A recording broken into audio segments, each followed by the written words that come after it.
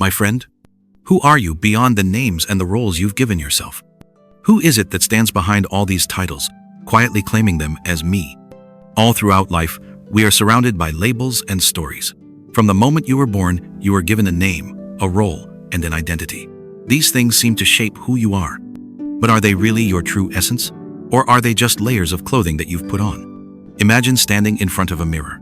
What you see is your face, your body, and every physical sign that defines your existence in this world. But if you look deeper, can you actually see your true essence? Are you really just this body, or is there something hidden beneath it all? Now, picture an endless ocean.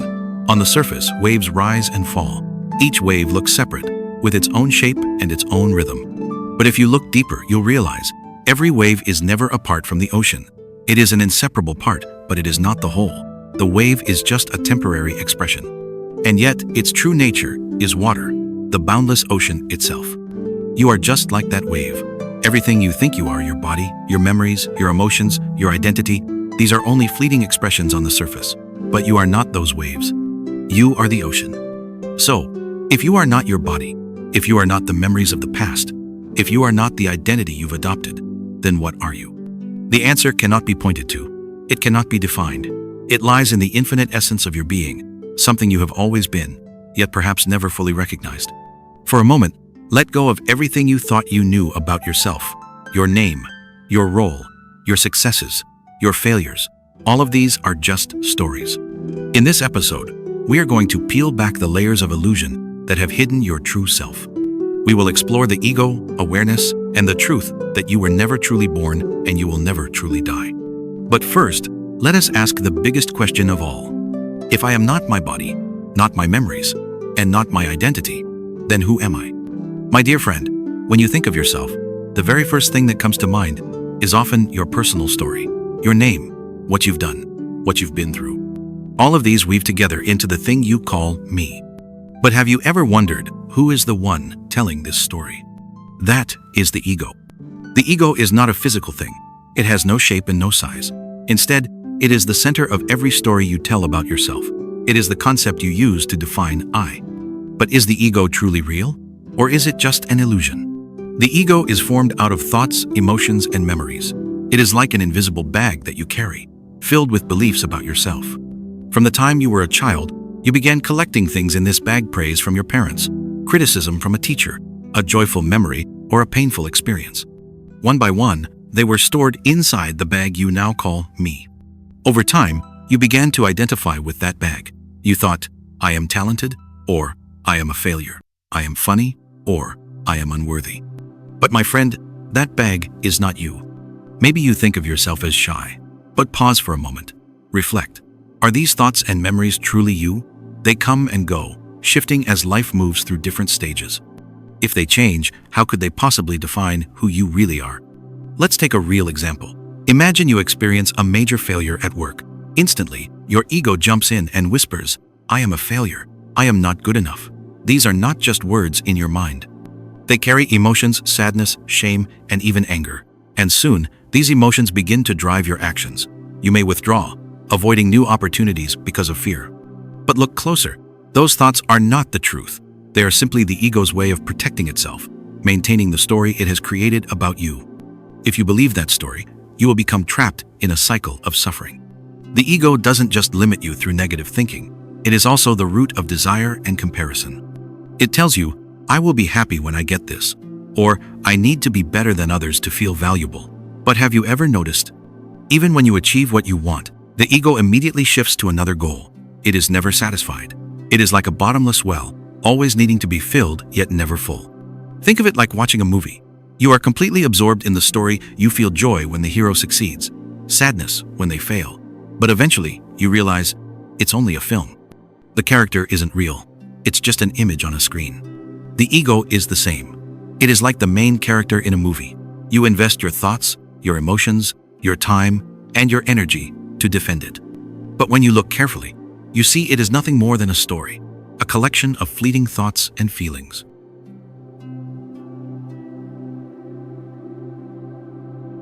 And so, the greatest question arises. What happens if you let go of the ego? It doesn't mean you will lose your sense of self or become a nobody.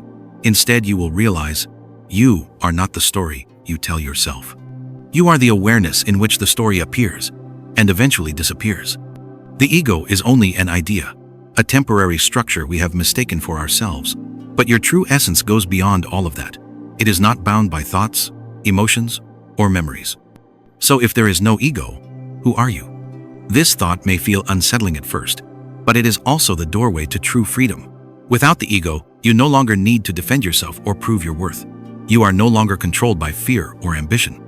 Instead, you begin to experience life fully, just as it is, without the veil of illusion. In a moment of stillness, you may look back across your entire life, from the day you were born, your earliest memories, your successes, your failures, all the way to this present moment.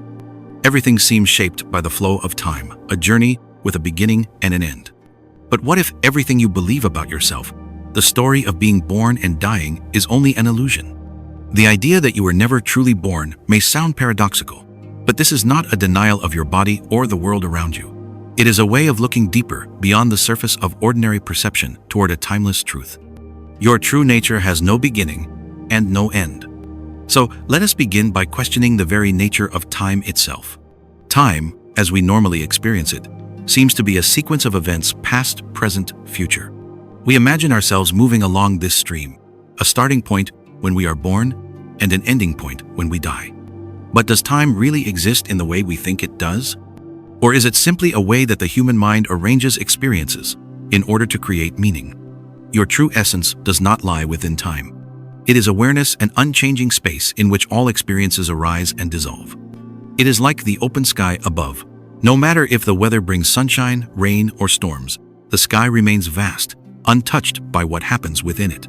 Clouds pass by, yet the sky itself is never harmed. You are that sky. Your thoughts, emotions, and the events of your life are like passing clouds. They appear, shift, and disappear. But your true essence, the vast awareness, remains ever present. You were not born with your roles or your stories, and you will not disappear when they come to an end.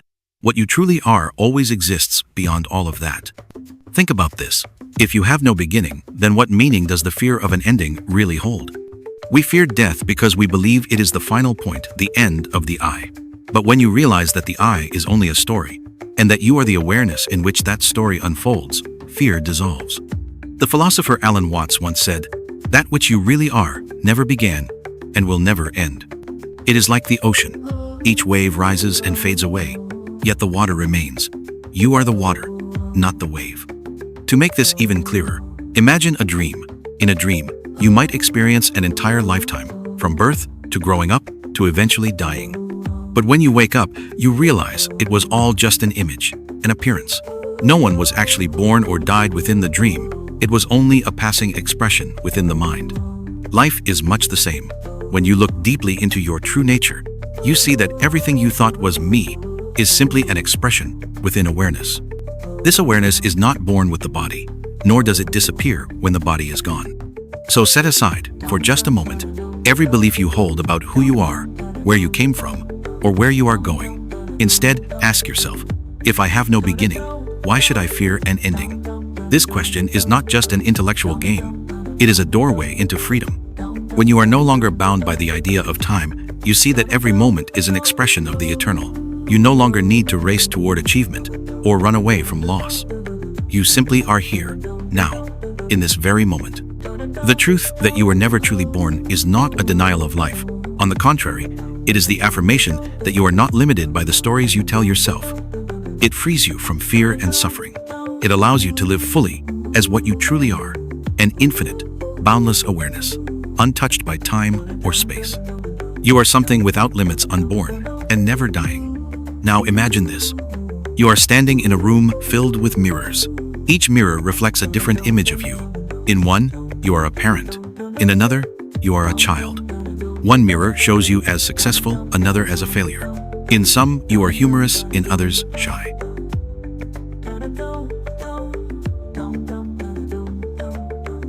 And yet, but ask yourself, do any of those reflections truly represent you? Or are they only temporary images, shaped by the angle of the mirror? This is exactly how the ego works. It creates countless images of you, then convinces you that one of them must be your true essence. But the ego is not you. It is only a collection of stories you've unconsciously believed. The ego gains its strength from your belief in it. From the time you were a child, you were taught to build a story about yourself, who your parents are, what you should achieve, what you must become in order to be recognized. And over time, that story grew more and more complex. Every experience, every thought, every emotion was added into it, reinforcing what you now call me. But what happens when that story is challenged? You might feel hurt, afraid, defensive. That is the ego's way of protecting itself by making you believe you cannot exist without it. Yet, when you ask the question, who is it that feels this emotion? You begin to return to awareness itself, beyond the story the ego is telling. Try it. The next time a strong emotion arises, anger, sadness, or fear, pause for a moment. Ask yourself, where is this emotion happening? Does it truly belong to anyone? You will notice, the emotion doesn't really belong to you. It is only a passing phenomenon within your awareness. The ego exists only as an illusion, and illusions dissolve the very moment you look directly at them. It's like standing before a mirror. At first, all you see are distorted, messy reflections. You assume that must be who you are. But when you wipe the surface clean, you realize they were only reflections, not reality. The ego is like dust on the mirror, obscuring the clarity of your awareness. When you recognize your true essence, the dust disappears, leaving only transparency and light. This is why real freedom is not about holding on, it is about letting go. When you cling tightly to the ego, you become bound by desires, fears, and the endless urge to protect your sense of self. But when you release it, you see that life does not need an ego to function. A river flows naturally, without a hand to guide it. And in the same way, your life unfolds effortlessly, without needing a central ego to control it. As Rumi once said, you are not a drop in the ocean, you are the entire ocean in a drop. This doesn't mean you must abandon your personality or your responsibilities. It means you realize that your true nature is limitless, not confined to the ego's stories. And when you return to awareness itself, you are no longer controlled by the ego's narrative. You begin to live in freedom. You no longer need to defend yourself or prove your worth. Instead of clinging to what you think you are, you simply live as you are. And this freedom is not something you need to search for. It is your very essence, always present, always free. When you live without being ruled by the ego, your actions are no longer pressured by thoughts like, what will I get from this? Or, what will others think of me? Instead of being driven by desire or fear, your actions arise naturally, responding to the situation as it unfolds. You no longer feel the need to prove your value or compare yourself with others. Think about the way a bird builds its nest. It doesn't create a detailed plan. It doesn't ask itself, will my nest be prettier than another bird's? It simply does what needs to be done naturally, completely, without hesitation. We, too, have the capacity to live like this, fully present in each moment, not distracted by the endless stories in our heads. There is a common misconception that without the ego, we would lose the ability to make decisions, or that emotions would become meaningless. But in reality, the opposite is true. When there is no ego, decisions are made more naturally, unclouded by fear or personal bias. Imagine you're standing at a crossroads, trying to decide which way to go. If the ego is in charge, you'll worry. What if I choose wrong? What will people think of me? But when you are no longer bound by ego, you simply choose the direction that feels most fitting in that moment, based on what you know. The decision becomes part of the natural flow without struggle, without doubt. Emotions are the same. Even without the ego, emotions still arise. You still feel joy, sadness, anger, and love, but you no longer identify yourself with them. They no longer define who you are. They are simply experiences appearing and passing like ripples on the surface of a lake. You feel them fully, but you are not swept away by them. Living without the ego does not mean abandoning life or becoming a faceless nobody. It means living with naturalness, lightness, and true freedom. It means recognizing that you are not the stories you tell yourself. You are the space in which every story unfolds. And when you live this way, you are no longer bound by worries or pressures. You become aligned with the natural flow of life, just as you have always been. Imagine you are gazing at a flower. When the ego is in charge, you don't truly see the flower. Instead, you only see your thoughts about it. This flower is beautiful, but I've seen one more beautiful before. Or, this flower reminds me of a sad memory. But when you release the ego, you see the flower in its wholeness, as it truly is. When you stop judging, when you stop comparing, something beautiful happens. You are no longer trapped in the stories you tell yourself. And in that freedom, you begin to experience life in its fullness. Think of a flower. Without the weight of judgment or comparison, you can see the flower exactly as it is, not as better or worse than another flower, not as a reminder of past memories, but simply in its complete presence.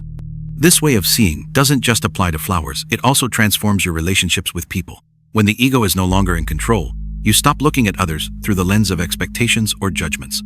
You no longer need someone to play a role to validate your worth. Instead, you become truly present with them. You listen, you connect, and you begin to feel a deeper sense of unity. When the ego fades away, the boundary between me and you also dissolves. You start to see that we are not separate, but expressions of the same whole. Imagine many candles, each with a unique shape, size, or color. On the surface, they look different, but the flame, the light that shines, is the same. Your true essence is like that light. It is not the candle. It is not the form. It is the radiance itself. And when you are free from the ego, you realize that you and everyone around you are all part of the same light, different in form, yet one in essence. This awareness does not erase individuality. In fact, it deepens your appreciation for yourself and for others. You no longer need to defend or separate yourself. You understand that you are part of a greater connection, and this connection cannot be broken. Take a moment now, close your eyes, and simply feel your breath. Without attaching to any story, without trying to be anything at all, just notice the breath flowing in and flowing out. In that simplicity, you realize something profound. You don't need to do anything to be yourself. You don't need to be perfect. You don't need to strive. Your existence itself is already a miracle. And after walking this journey, perhaps a question arises. If I am not this ego, if I am not the stories I tell about myself, then what am I truly? The answer is not in adding more. It is in letting go. Letting go of the labels, the identities, the memories, the emotions you once clung to. These are only layers. They come and go. But you remain. You are not those passing waves. You are the infinite ocean in which they rise and fall. You are not the fleeting thought. You are the silent awareness in which all thoughts appear and dissolve. Most of us believe that enlightenment is something in the future, something we must reach or achieve. But the truth is, it has always been here. Your true nature has never been lost. The only thing required is recognition. Freedom is not a state you need to find. It is what you already are. You have always been this unchanging awareness, untouched by the ups and downs of life. And when you truly see this, everything changes. Not because the outside world is different, but because the way you look at it is transformed. Fear loosens its grip. Temporary emotions no longer control you. Thoughts pass by like clouds, and you remain free, natural, and in harmony with the flow of life. So let us close this journey with a simple reminder. You don't need to become anything. You don't need to chase after freedom. You only need to release the illusions, the burdens you have carried, and recognize what has always been true yourself. If you found meaning in this message, I invite you to support us, leave a like, subscribe to our channel, and turn on the notification bell so you won't miss any future content. And if you know someone who is also searching for truth, share this with them. It may be the very doorway they need. Thank you for walking this journey with us. May you and your family be blessed with peace, health, and deep joy.